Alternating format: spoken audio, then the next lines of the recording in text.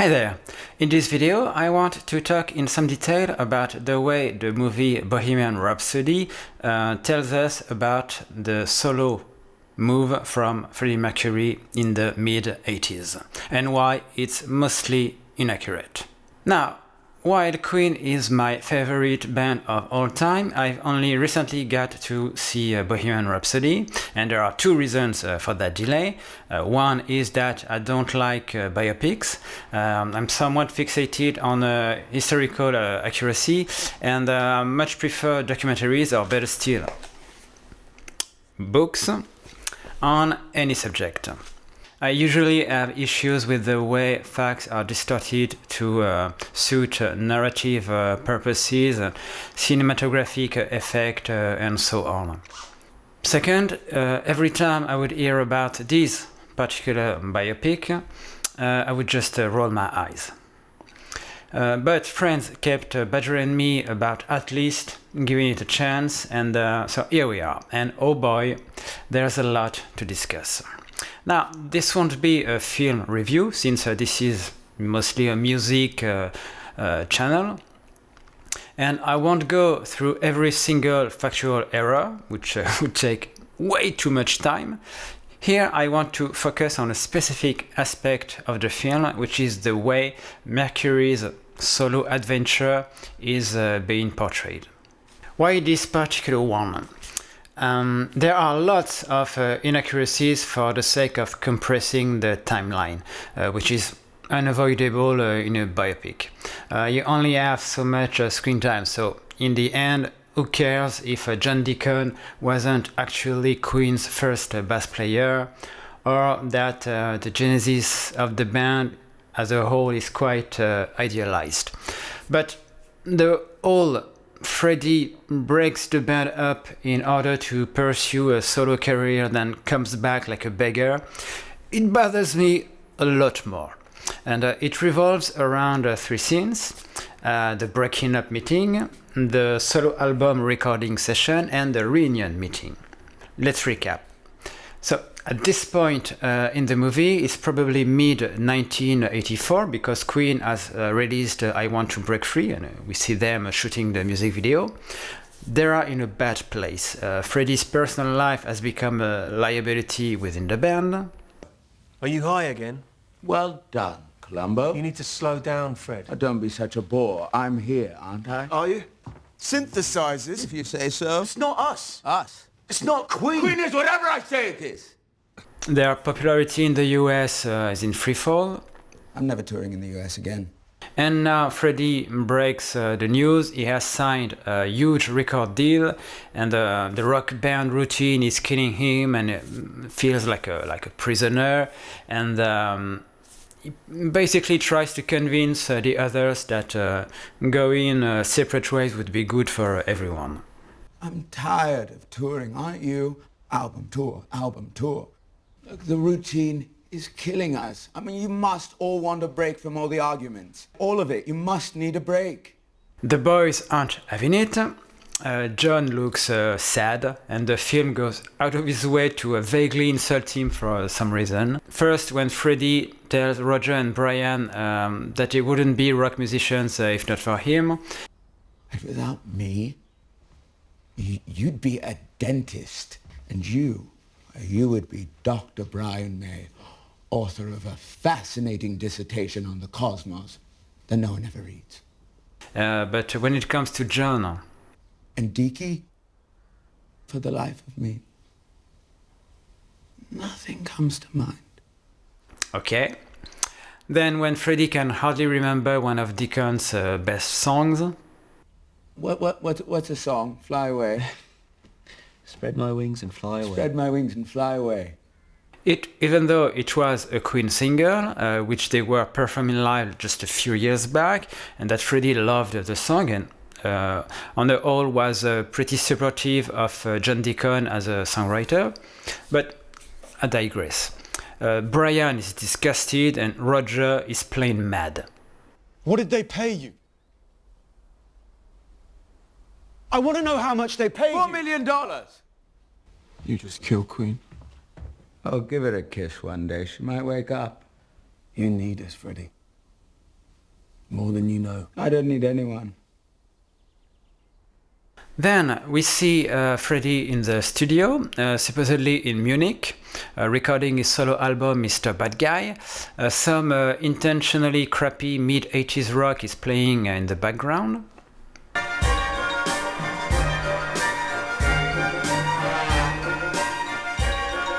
Freddie. A guy, probably producer Reinhold Mack, thinks it's good, but Freddie isn't happy. It's really great. It's shit. Freddie has a change of heart after some serious discussion with a longtime girlfriend Mary Austin and literally begs the others to take him back. So, go ahead. Name your terms. Which they very reluctantly agree to do. Freddie sells them on the Live Aid thing and it's the road back to glory for everyone. This is, in a nutshell, the film's proposition, and this, my friends, is bullshit. Pretty much from start to finish. There's so much wrong in those three scenes that we need to break it down in some detail. A general observation: we don't know what happened in those band meetings. At this point, we only have access to the testimony of two people present, Brian and Roger, since John isn't speaking anymore. But what we do know for sure about the band's history is enough to ascertain the veracity of the movie's claims. The first meeting.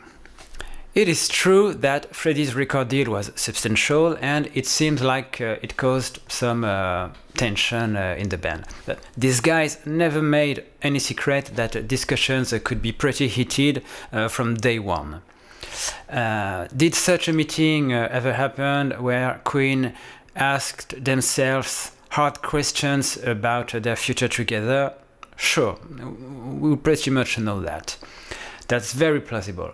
That said, the film makes it look like there was a move from Mercury to go solo, and that it was an absolute betrayal on his part. But first, it's not like it was unheard of for Queen. When this scene is supposed to take place, Roger is already on his second solo album. The second of which was mildly successful in Europe but tanked in the US, like Freddie's album Will. Freddie himself had done Love Kills in September '84 from the revised Metropolis soundtrack. Now, I suspect that the idea is that Freddie's doing a solo album was a more serious affair, if only for symbolic reasons. Even in a band like Queen, there's an argument to be made that the lead singer going solo is more of a threat to the band than the drummer or the guitar player for that matter, since May had already done his own solo project, that is the Starfleet Project EP. I mean, alright, but it still looks a bit hypocritical on Roger's part to be that incensed when he was the first one to go solo on the side. But more importantly, where was Queen, the actual band, at this point? As I've said, this is supposed to happen sometime after they finished the I Want to Break Free video. So let's assume that the scene takes place in the late spring or summer of 1984. At this point, the real Freddie Mercury wasn't leaving Queen to go solo. The real Freddie Mercury was about to begin a world tour in support of the Works album with more than 40 gigs. So the whole idea of Freddie's betraying Queen by going solo mid-1984 is rather problematic. So the real Freddie had begun to think about his solo album in 1983, which was an off year for Queen as far as concerts go. On the second half of '83, Roger was busy recording his second album. Freddie began gathering material for a solo project. Then everyone, including Freddie, got back to Queen to record the Works album that was from August '83 to January '84. Then Mr. Bad Guy was mostly recorded after that, from January '84 to January '85. So it took more than a year to complete. Why so long, you ask? What was Freddie possibly doing elsewhere that would have resulted in such a slow process for his own solo album? Queen was indeed touring the world at the same time. And Freddie, who always gave Queen precedence, had to squeeze in solo sessions in between Queen shows. So all that stuff about Freddie breaking up the band to pursue a fevered dream of becoming a solo artist is just nonsensical. It's rather ironic to see the film version of Brian May being so disgusted by Freddie's solo deal when you remember that a few weeks before this is supposed to happen, he was actually helping Freddie by demoing guitar parts for song She Blows Hot and Cold, which was the B-side to Made in Heaven. And Freddie very publicly claimed at the time in various interviews that it wasn't a solo career move. Now, sure, it could have been to maintain the appearance of Queen still being relevant, but consider that indeed Freddie didn't do a promotion for Mr. Bad Guy, not in the usual sense, and he certainly didn't perform it live to promote. Compare this to Sting doing the Dream of the Blue Turtles tour at a time when the Police wasn't officially disbanded. Would have things be different if Mr. Bad Guy had been a massive hit, like Dream of the Blue Turtles? With Queen being pretty much left for dead in the US, not even bothering anymore to tour there, and with no promotion, Freddie, who was possibly arrogant but no fool, couldn't possibly have thought that he had a Thriller-type hit on his hands. So I'm inclined to take Freddie at face value when he repeatedly assured the Queen audience that he had no intention of leaving the band. The recording session. The implication here is that not only the Mr. Bad Guy album is shit, but Freddie knows it's shit. It's really great. It's shit. I went to Munich. I hired a bunch of guys. I told them exactly what I wanted them to do, and the problem was, they did it. Now, however you feel about the Mr. Bad Guy album, I am unaware of any interview where Freddie would express a doubt about his first project. The people involved, like producer Mac or in his entourage, like Peter Flintstones, are on the record saying that he did enjoy the process and loved the finished product, on which he worked very hard for more than a year. The demo and outtakes material that was released in the solo collection gives credence to the idea that Freddie was enthusiastic, in a creative and a relaxed mood. So this scene in the movie is unsubstantiated and feels like a cheap shot. And by the way, Mr. Bad Guy did reasonably well. At least in Europe, it flopped in the US, but then again, Queen also was down on his luck in the US. Even after Live Aid, they wouldn't tour America ever again. Finally, the reunion meeting. The film would have us believe that Freddie, realizing that his solo adventure is a disastrous move, literally begged the other guys to take him back, which they were very much against, to the point of refusing even to talk to him. This is insane. The Mr. Bad Guy album was released in the UK on April 29th. Where was Freddie on that day? He was performing with Queen in Sydney, the last gig of the Works Australia tour. The album was released in the US on May 7th. The day after was the opening night of Queen's tour in Japan. And that all let's give our rock marriage one more chance after I've cheated on you. Scene is happening a few months after Queen's big success at the Rock in Rio festival. So I think we can safely say that the whole scene is a complete fabrication. I'm stunned that Roger and Brian greenlighted this nonsense. And here's the difference between this stuff and the two examples of alterations I've provided earlier. There's no time in a 2 hours movie to deal with the details of how Queen found in John Deacon their bass player.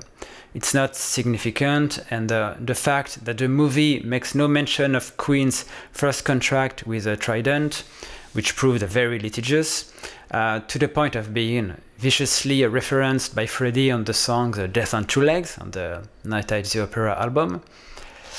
It would be interesting as a TV series material, like the nitty-gritty of a 70s music business, but possibly not for a movie. But there's also the aspect of rewriting history to fit what Brian and Roger wish would have happened back in the day, rather than what actually happened. This is their dream version of how the band in an ideal world would have risen to fame. But all that disingenuous storytelling about Freddie during the Mr. Bad Guy days, it's something else. We're not talking about throwing shade at some music business or sharks, but making somewhat unpleasant allegations about a band member and a late band member to top. I'm sure that in the long run, Brian and Roger think they were paying homage to Freddie, not shying away from the darker aspects of his persona, but ending the film with a bombastic showcase of his brilliance. And some may even say that the film possibly only meant to suggest that the rest of the band might have felt abandoned by Freddie during this time. I don't know about that, and even still, feelings aren't facts. Bohemian Rhapsody is a Freddie Mercury biopic more than it is about Queen. So it's a shame that Freddie's story takes an unnecessary beating like this. I understand the need for a narrative arc. The band's rise to fame, the clash of egos leading to a breakup, and a reunion on stage that turns into a triumph. But first, that film already exists. It's called This Is a Spinal Tap. Second, they could have done all of that while preserving the essence of the band's actual history in a manner that was respectful of Freddie Mercury. They could have shown Queen's aura fading in the early 80s with a lackluster reception to Hot Space and the loss of the US market, and tensions mounting until nobody really wants to go to the studio anymore for yet another album. But they take a break from each other, and Freddie does his sort of thing, but ultimately misses the Queen alchemy. They accept to do Live Aid, thinking that this is their last chance to rebound, but things look very bleak. Then something magical happens on stage. The end. Okay, bear in mind, it would still have been a very romanticized version of history, but more appropriate. Now, I'm no screenwriter. All I'm saying is that the filmmakers put themselves in a bind by focusing all the film on Freddie, which means that story-wise, everything from success to failure must be Freddie's doing. It's telling that in that reunion meeting scene, we don't even get to hear what Brian, Roger and John are discussing. Everything must be seen through Freddie's eyes. And the narrative need for the band hitting rock bottom must be linked to Freddie alone, even at the cost of butchering the actual historical facts in a way that I find rather insulting to Mercury. And this will be my final thoughts. Does it matter? Who cares? Millions of people enjoyed the movie, and obviously it's just a movie. But I do think that historical accuracy must prevail as a matter of principle, whether it's a serious stuff or just a rock band biopic. And I don't care much for the fact that indeed millions of casual fans or just regular viewers now think that this is what already happened. That Freddie Mercury was this out-of-control drama queen who broke up the band for his own egotistical needs, ridiculed himself with a lousy solo album that he himself thought was crap, then begged on his knees for the forgiveness of his righteous band members. This is so much at odds with the recorded facts as we know them, that there comes the point when you're no longer altering the facts in order to make a better movie. You're just making shit up at the expense of a man who's no longer there to tell his side of things. Now, to end on a more positive note, the quality of the end product as a movie is another matter altogether, which I won't get into. But at a minimum, the casting is very good, especially Freddie's portrayal in itself is excellent. All the live scenes are spot on, and from what we can gather from interviews and biographies, Malek did a very good job showing what the band was about. Which makes it all the more sad that more care wasn't put into the writing itself. Anyway, that's my 2 cents about this part of Bohemian Rhapsody. If you like that type of content, please like and subscribe, and see you.